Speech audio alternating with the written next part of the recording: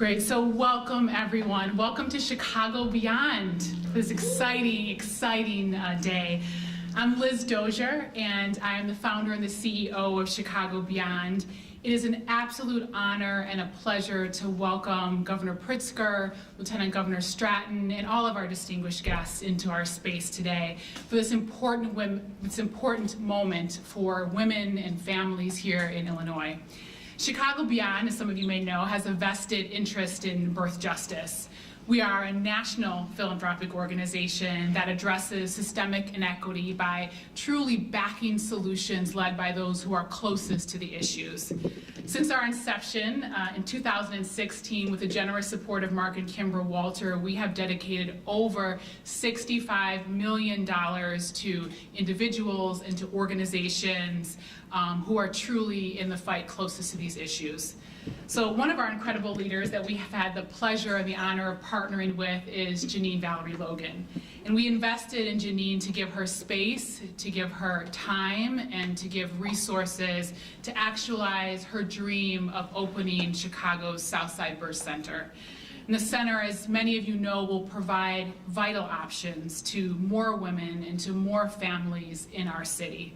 My team and I are focused on birth justice, not just here in Chicago, but ultimately nationwide, because it is unacceptable that Black women are 3 times more likely to die from a pregnancy-related complication than white women. Governor Pritzker, your partnership in these efforts continues to be invaluable. You are an integral part of this journey, and in many ways, today is truly a full circle moment. Last year, we actually shared a stage with the governor at the Clinton Global Initiative. And Governor, it was then that you championed women's reproductive rights and shared your vision for Illinois. And at that same event, Chicago Beyond committed to the Fellowship for Black Maternal Health, which was modeled after our investment in Janine. And our partnership grew from there. Earlier this year, our governor uplifted Janine and her work at the State of the State address, unveiling the very bill that he will sign today. In February, we all met at the Chicago Southside Birth Center to underscore the importance of this bill. And Lieutenant Governor, our team recently shared a stage with you to share our work with other national funders. And now, here we all are here today in this full circle moment of this bill signing. So special thank you again to Governor Pritzker, and thank you to Lieutenant Governor for advocating on behalf of women and on behalf of families in our state. Thank you for using your platforms to amplify community-based birth leaders who have proven solutions for impacting and improving Black maternal health. Again, I'm thrilled that this moment is happening, this historic moment for Illinois is happening in the space of Chicago Beyond, and that this space truly was designed to uplift, to elevate voices that are often unheard, to fight for our collective work for equity. So thank you. And with that, I'd like to welcome to the stage, it's my great honor and privilege to welcome to the stage Lieutenant Governor Stratton.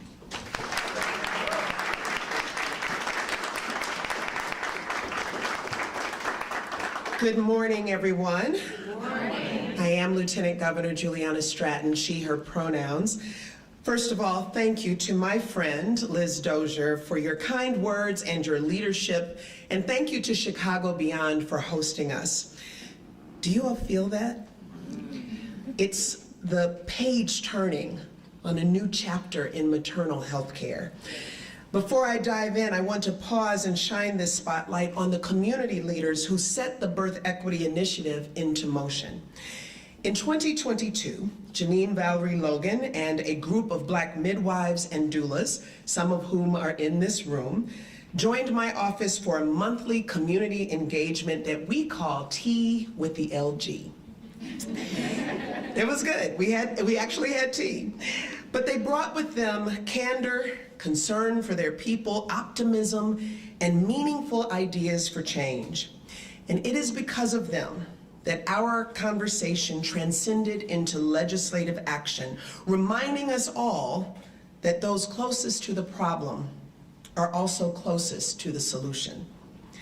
I want to wholeheartedly thank Leader Robin Gable and Senator Lisha Collins for guiding this bill through this session with powerful conviction and urgency. To our partners in the General Assembly, including Representatives Morris, Mueller, and Blair Sherlock, and Canty, and Senators Preston and Johnson, and all the advocates who are joining us this morning, thank you for your willingness to hear what Illinoisans need and join in delivering results. And finally, to the man wielding that long-awaited pen, Governor Pritzker. In the last few months, I've emphasized your ability to thread compassion and responsibility throughout your leadership. And today, I am overwhelmed at what that delicate balance has accomplished. That said, I have to acknowledge how darkly ironic it is that we celebrate Illinois' work to empower women as our neighbors to the west woke up this morning with even fewer rights than they had last night. Iowa is now the 22nd state in the nation to enact an extreme abortion ban, solidifying that 1 in 3 women of reproductive age in America now live without access to comprehensive reproductive care. The Birth Equity Initiative is Illinois' way of strengthening protection for the full spectrum of reproductive care. It bolsters our administration's belief that no government should decide when or if a family grows, and ensures that when families do expand, both mom and baby have access to the care they need to get home safely. Yes. This initiative then goes a step further, acknowledging the substantial gap in care for mothers who do not fit the criteria of white and urban dwelling with unlimited access to resources. As eyes are glued on the Summer Olympics in Paris, I'm thinking of Olympic gold medalist Allison Felix, the most decorated track and field athlete in history, who, facing unexpected complications during the birth of her daughter, realized that no amount of money or status can compete with the pervasive racism in healthcare. If she, an Olympian in top shape, with a robust support system, was not spared from the risks that haunt black mothers, no one is immune. Speaking out on the issue, Allison said, "The more women who speak up, the more women will have a voice. Because when a woman speaks up and shares her truth, you really feel that collective power." Well, I'm proud to say that Illinois heard that collective power, and now it's our turn to deliver. We're bringing private insurers up to parity with Medicaid, demanding coverage for holistic birthing care and postpartum support. We're investing millions into assessing the crisis in mortality for Black women. And we are activating a pilot program to tackle the hidden health emergency facing 47% of American families: diaper needs. Every woman, regardless of race or zip code, deserves to bring life into this world safely and with dignity. And whether you're on the south side of Chicago or downstate in Cahokia Heights, no family should welcome a new soul with grief for the one who carried it. I'll end with a word to the families for whom this support comes too late. Your loved one lives on in you, in each of us, and in our shared home state. The Birth Equity Initiative is a promise that her life and death mattered, and for as long as this administration has breath, Illinois will honor her. Thank you. Today really is a great day in our state, and it couldn't have happened without the extraordinary leadership of our great governor, the best in the nation, by the way. Please welcome Governor J.B. Pritzker.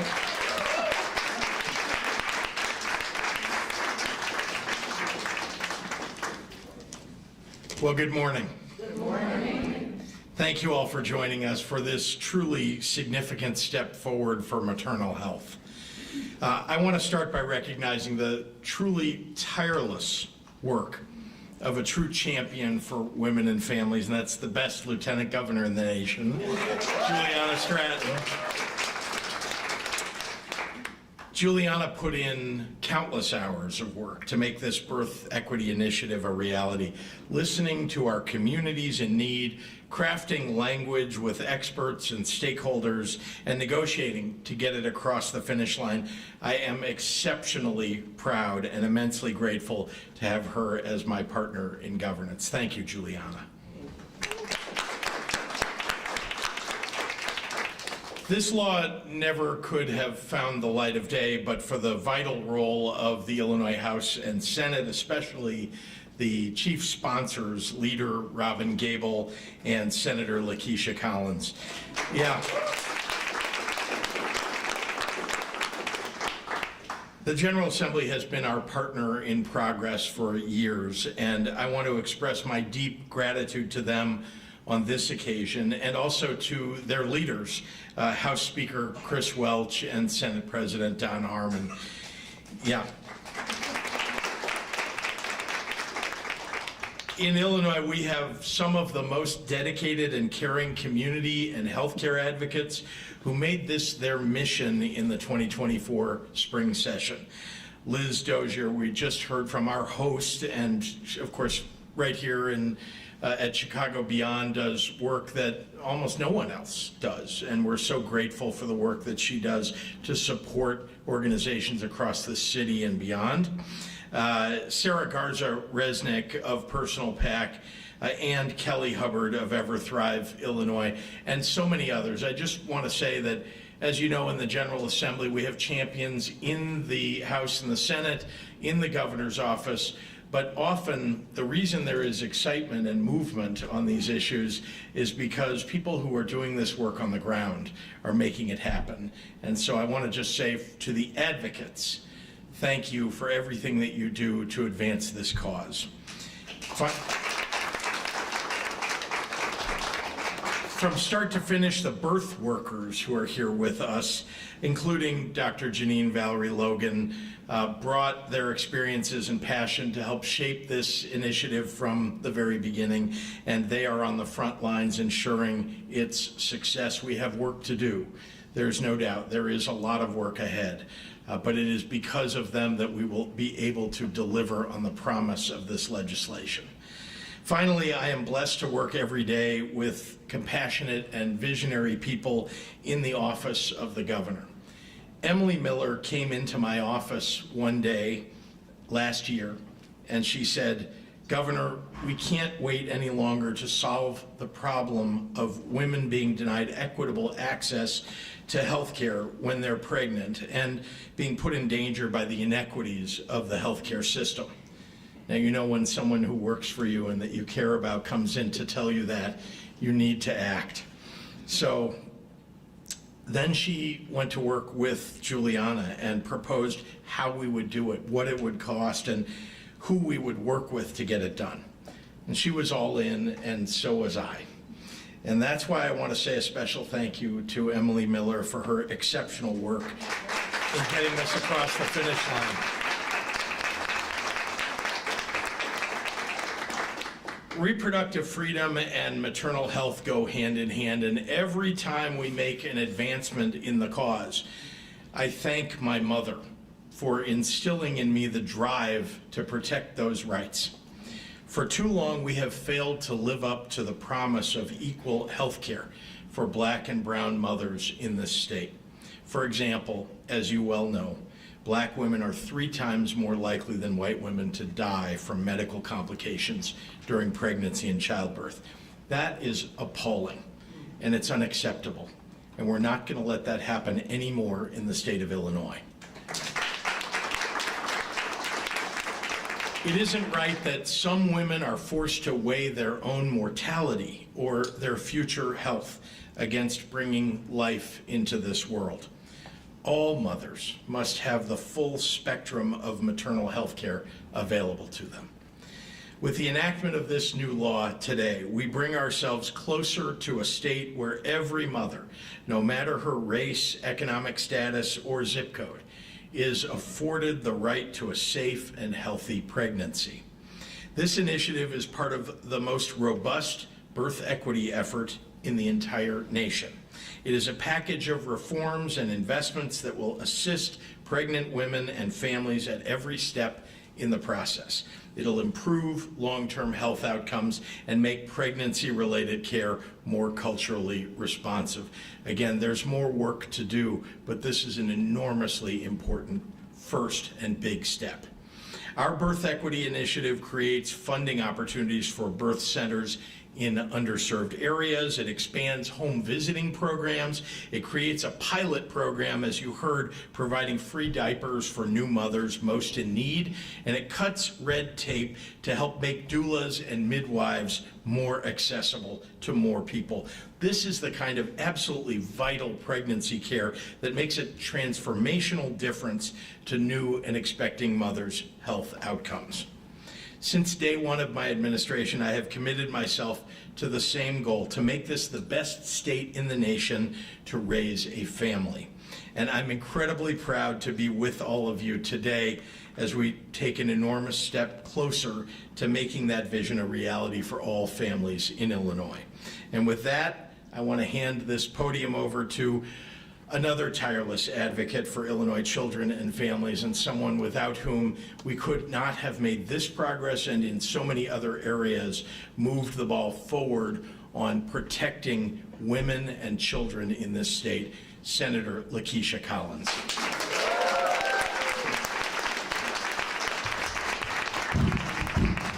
Sorry, I have to bring the microphone down just a little bit. Good morning. Good morning. I'm State Senator Lisha Collins, and I represent the 5th Senate District, which we are sitting in right now, which is one of the best districts in the state of Illinois, I might add. I would like to thank Liz Dozier and Chicago Beyond for hosting us here today, and to my colleague and my friend and a leader in the House of Representatives, Robin Gable, for your instrumental role in advancing this vital piece of legislation. I also would like to extend my gratitude to the advocates, the doulas, the healthcare professionals who have shared their personal stories and expertise to ensure the success of this initiative. A huge thank you to Janine Logan and for her hard work and for standing on the front lines for Black women across the state of Illinois. And I would also like to thank a good friend of mine who I don't have enough words to say this, but she truly is a good friend of mine, and that's Sarah Resnick.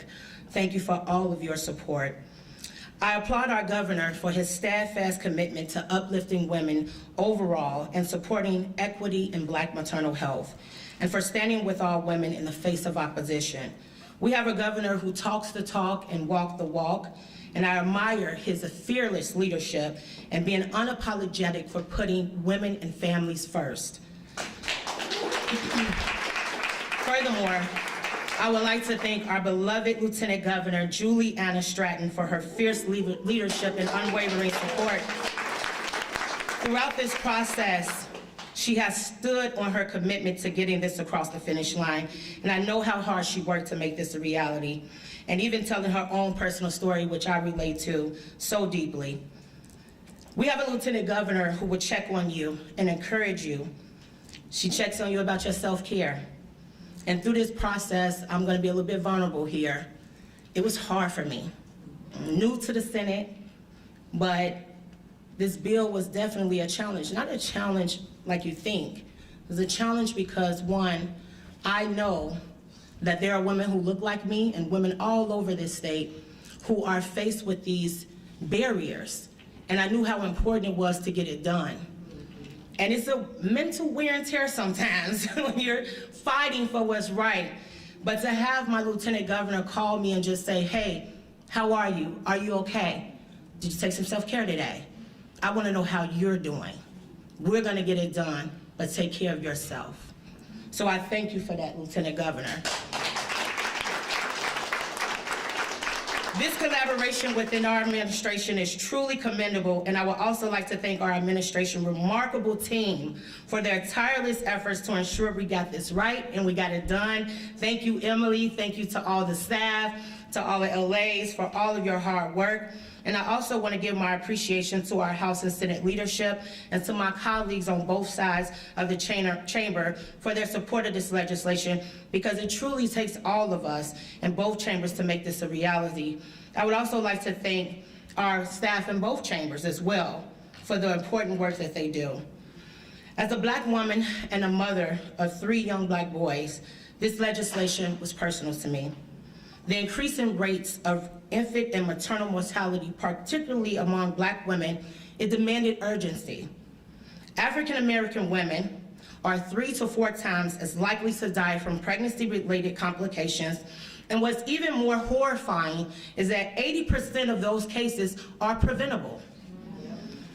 But by passing House Bill 5142 and witnessing our governor sign this historic piece of legislation into law today, I am proud of what we all accomplished here.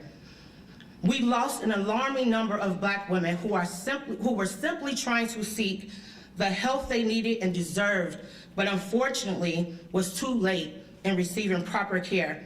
But today, Democrats here in Illinois have changed that narrative.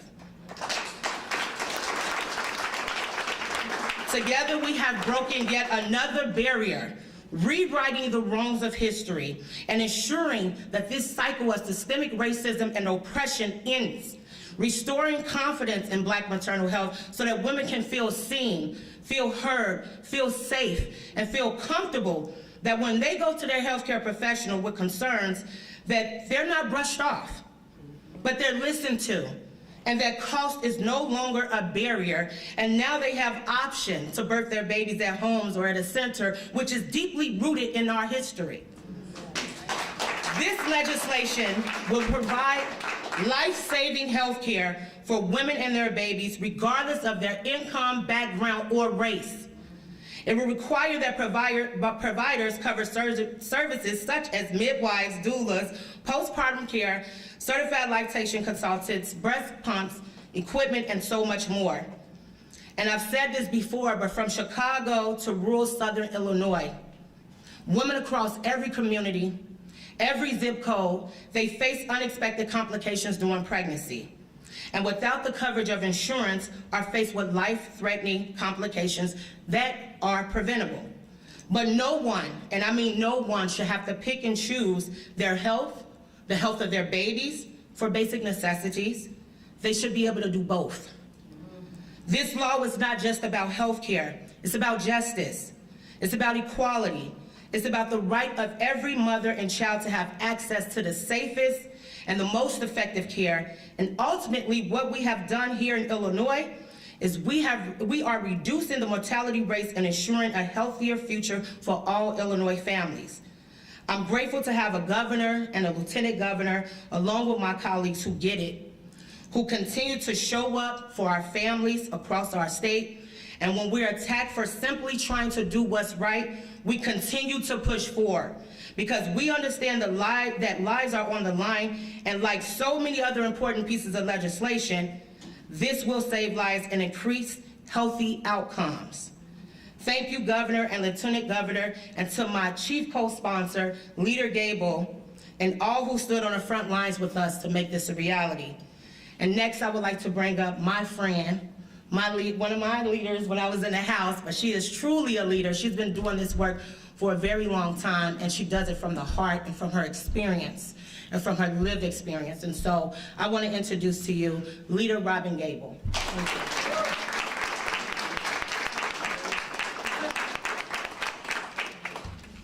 Well, we've heard a lot already, haven't we?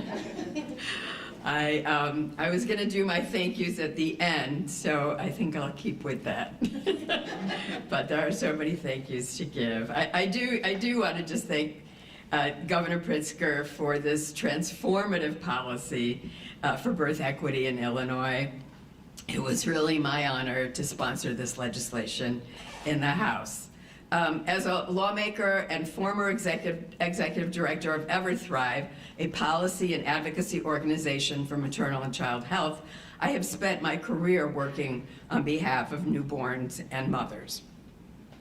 It is so heartening to me to see a governor who understands that a safe, healthy pregnancy shouldn't be predicated on one's income, background, or race.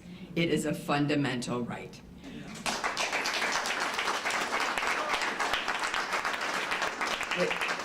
With the signing of this legislation, we will now have laws that require insurance companies.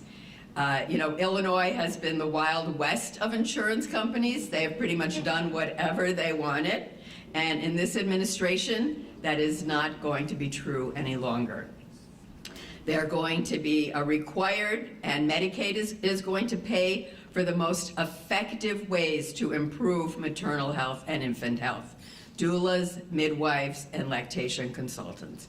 Having somebody walk that walk with you when you're pregnant and verify how you're feeling and helping you maneuver through the medical system has been shown to be the best use of our dollars. This is even more important in the context of a recent nationwide decline in maternal and child health. Maternal mortality has increased. It is shocking that the wealthiest nation that has ever existed in this world has this problem. It must and will be addressed.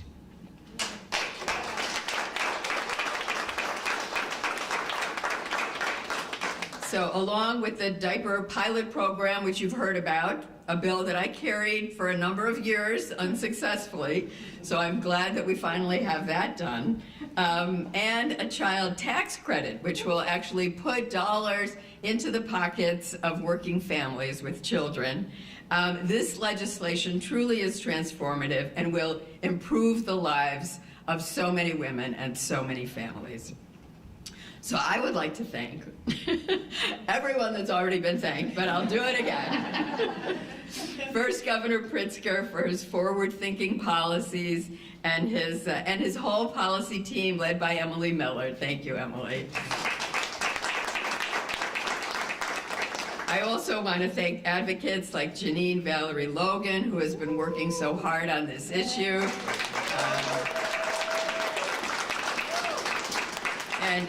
And in addition, some folks over at the University of Illinois who have been working on a maternal health project for a number of years and have really helped to inform our policy at the state level and the national level, Arden Handler and Stacy Geller.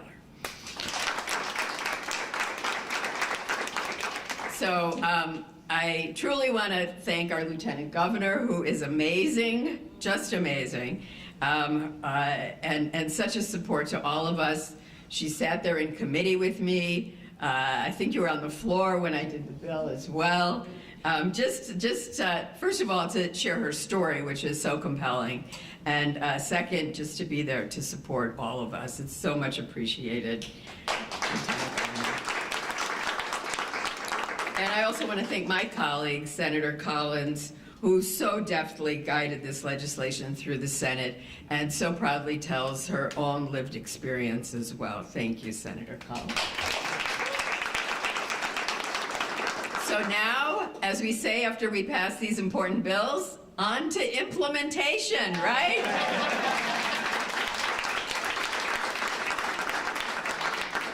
It is my pleasure to now introduce one of my newer colleagues in the House, Representative Yolanda Mois, who I am so excited to have in the House. She is such a bright light and full of energy, and she is truly a rising star.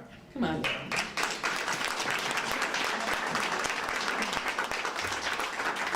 Good morning, everyone. Good morning. I am Yolanda Mois, State Representative of Illinois' 9th District. I am a proud advocate for House Bill 5142, which addresses the needs of pregnant individuals, new mothers, and their newborns in Illinois. Having experienced health disparities in my own family, I am passionate about ensuring equitable access to maternal health care. Our communities, especially those of color, face significant health inadequacies leading to poorer outcome for women. House Bill 5142 is a vital step in addressing these issues. It requires insurers to cover essential services for paternal doulas, licensed midwives, including home births and support during labor, abortions, or miscarriages. It also emphasized postpartum care by providing coverage for lactation consultations and necessary supplies for at least 1 year after birth without cost sharing. Let us unite to create a healthcare system that is inclusive and equitable for every woman and child in our state. Together, we can ensure that all families have access to care they deserve. Thank you all for your support in building a healthier and more equitable Illinois. Thank you.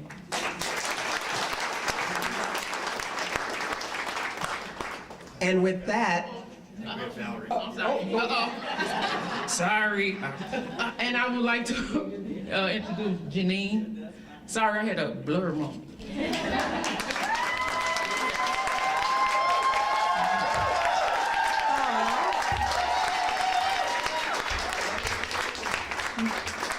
Y'all sweet. Good morning. There are so many things I want to say today, but I'll start off by saying thank you. Thank you, Governor Pritzker and Lieutenant Governor Stratton. Thank you, Senator Collins and Leader Gable, for carrying this bill. This is truly a historic day. My name is Janine Logan, she, her, goddess pronouns. I'm the founder and lead steward of Chicago Southside Birth Center and a leader in residence here at Chicago Beyond. I'm leading the effort to establish the first Black midwife-led birth center on Chicago's South Side.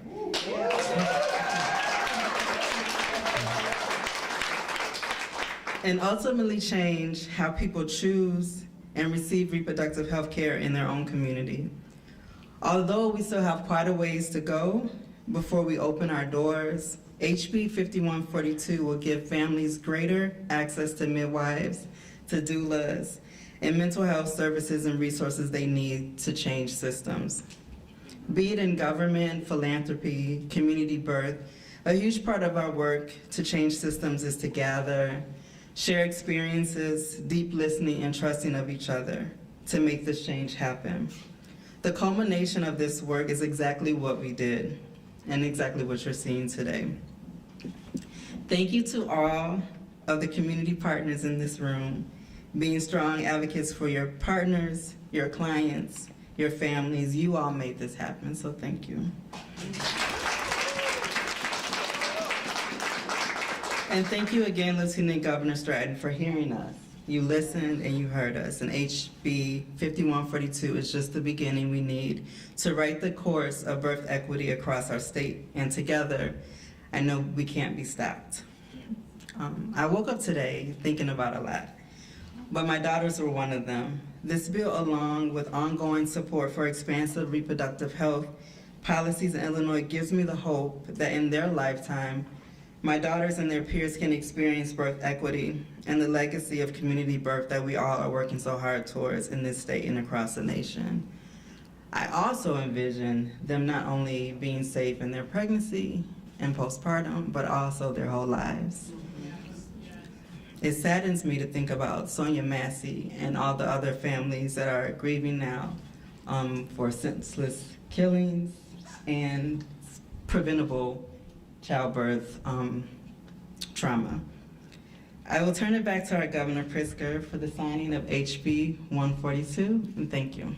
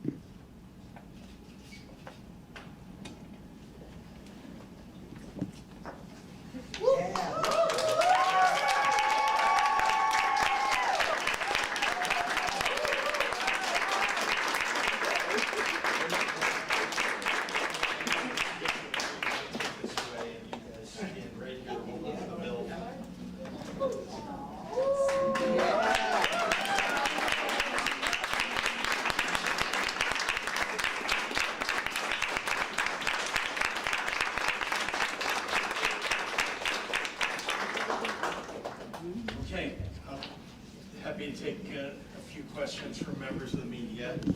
Let everybody get back to their spots here. Thank you. Happy to take any questions. Mary Ann. All right, I am pivoting to off topic, although. This is an amazing group of people. If you have questions, honestly, this is the best group. Okay. And there was a lot of good enthusiasm, I appreciate it. Can we talk about migrants? And are you prepared if Governor Abbott does send the 25,000 migrants here before the DNC or during it? As you know, we have a partnership with Cook County and with the city of Chicago. There was an awful lot of planning that went into effect back in the early part of this year. And we're excited about the Democratic National Convention coming. We're also excited to have this partnership in place. As you know, and you can go to the city of Chicago's website to see how many beds are currently occupied, how many beds are available, and also that we have a plan for expanding that if necessary. So far, we have not seen the influx that we might have expected, and one of the reasons for that is because despite the fact that Donald Trump told Republicans to walk away from an immigration bill that would have helped us actually secure the border, that the president has nevertheless put in place a series of agreements with countries throughout Central America and North America, including Mexico, to make sure that we've stemmed the tide of border crossings. And so actually we've seen some of the lowest numbers of border crossings in the last 2 years over the last several months. And I check on that weekly, talk to the White House and others to make sure that that's still the case. Are your sources that talking back and forth, is Abbott just a threat, or might that really happen? Well, of course, we have a governor in Texas who cares nothing for the human beings who have crossed the border, who are in his state. He frankly ships them all across the country, including to Chicago, threatened to do it again when he was at the RNC. But we've not seen any evidence of him increasing the numbers that have been sent to the city of Chicago. Yes? I have an on and an off, if I could. On and off, good. So, okay, you mentioned, and Janine as well, there's more that can be done. Mm-hmm. Is there other talks about any, future legislation coming this year? Like, what else does Illinois need? Well, let's be clear, we need more than just one birth center on the south side of Chicago.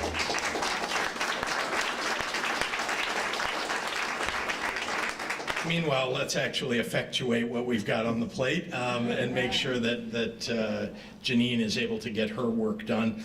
But there's more to do, and it isn't just in the city of Chicago, though we could use more here, but also across the rest of the state. So there's work to do. We have to make sure that we have the right partners and also that we're providing the right amount of resources for those centers to open. And that's just one example. You heard a pilot program for providing diapers for moderate and low income women. And if that pilot program is a successful one, we'll want to make sure and expand that. That's just one example, yeah. Okay, so my off topic is, you met with the Bears CEO a couple of weeks ago. Yeah. Any movement there in terms of a public financing deal? And also, have you called other mayors or governors in other states about maybe best practices of what they've done that has worked?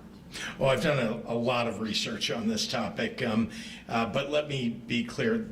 There isn't much change. I mean, I made it clear to the Bears leadership that it would be near impossible to get anything done if there was a proposal put on the table by them that could get done. You couldn't actually get it done probably during the veto session and would have to wait until next spring. But in reality, there isn't a proposal on the table right now that would be acceptable to anyone that I know in the legislature. Governor, can we clarify conversations with the Harris campaign that you were asked about last week?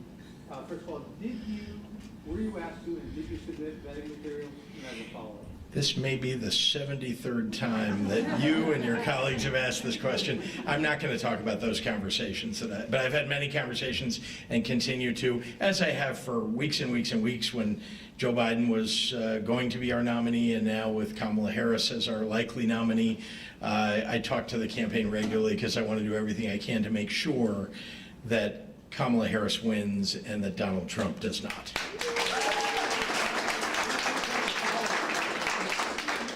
Are you denying that you have had any conversation about being a potential VP candidate?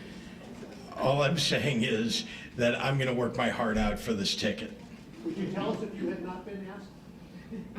I'm sorry, would I tell you? I think I've been very transparent about almost everything about being governor and everything that's occurred. And in this case, all I can say is that my guess is over the next 10 or 14 days, we'll all know who the vice presidential nominee is. How did I do? Yeah. Oh, wait, I'm sorry. Let me make sure that somebody who hasn't asked a question, Chris. Yes, Governor. This morning, Governor Whitmer said that she is not part of the vetting, that she's communicated with everyone, including the people of her state, that I'm going to stay governor. Can you say the same? How many times can we get asked this question? Yeah. Again, I'm not going to talk about the conversations that I've had with the campaign about that. Okay, one quick follow-up. Over the last 72 hours, there's kind of been a changing of the framework of how the Harris campaign is sort of putting in perspective the Trump campaign, using the phrase weird. They're using that word in a way that the Biden team didn't. You've been one of the starkest critics of former President Trump. How do you define this phrase of weird? Do you embrace it? How do you look at that? Well, I've listened to it. I've actually talked about it yesterday. The truth is there are a lot of very weird, strange things coming out of both the Republican nominee and the vice presidential nominee on the Republican side.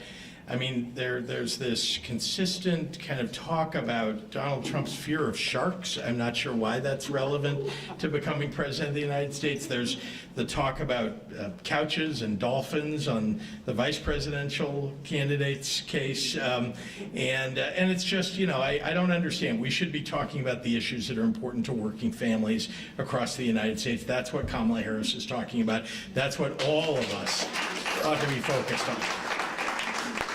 Yes. Governor, do you know if I am Angela McLemore, I am a retired hospital administrator working for State Senator Matty Cunningham. And I'd like to know what are the tertiary hospitals who see these very high risk maternal cases?